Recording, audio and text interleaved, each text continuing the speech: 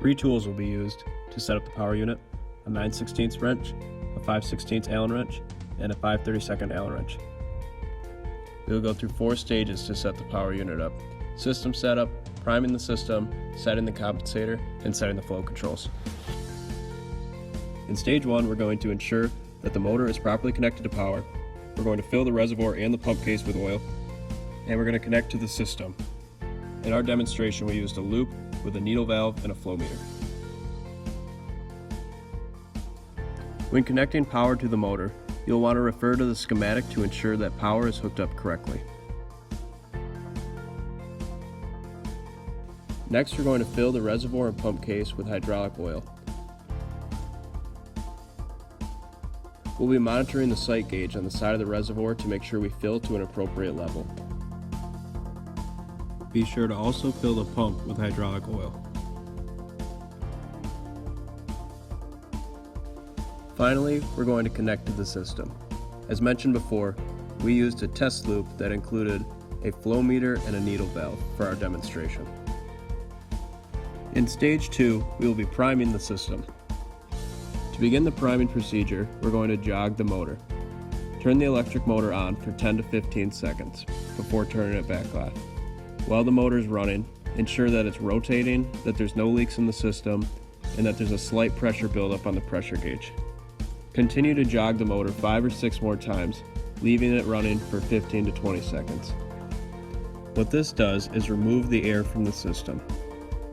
After jogging the system 5 or 6 times, turn the pump's compensator all the way out.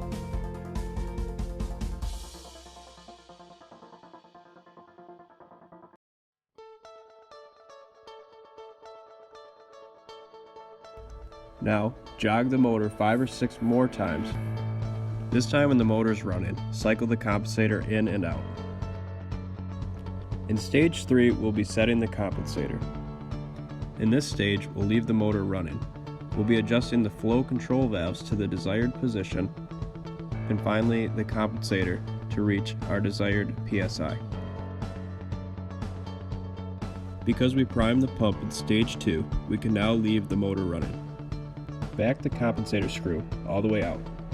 Next, we're going to set the controls to a minimum flow. To do so, turn the flow control valves all the way in and then back out 1 rotation.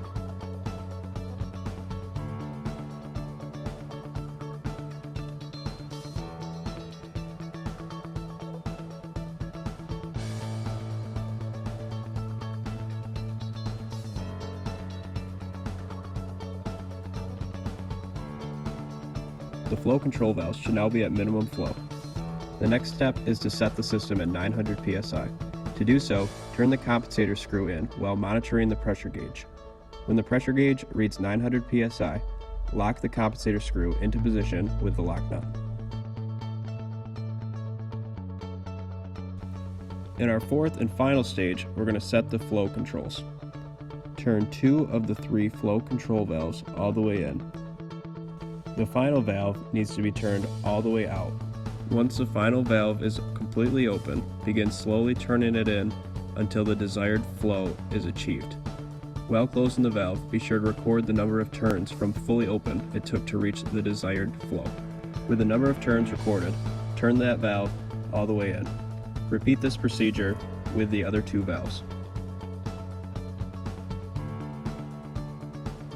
After recording the number of turns required for all 3 valves, set each valve to its required position.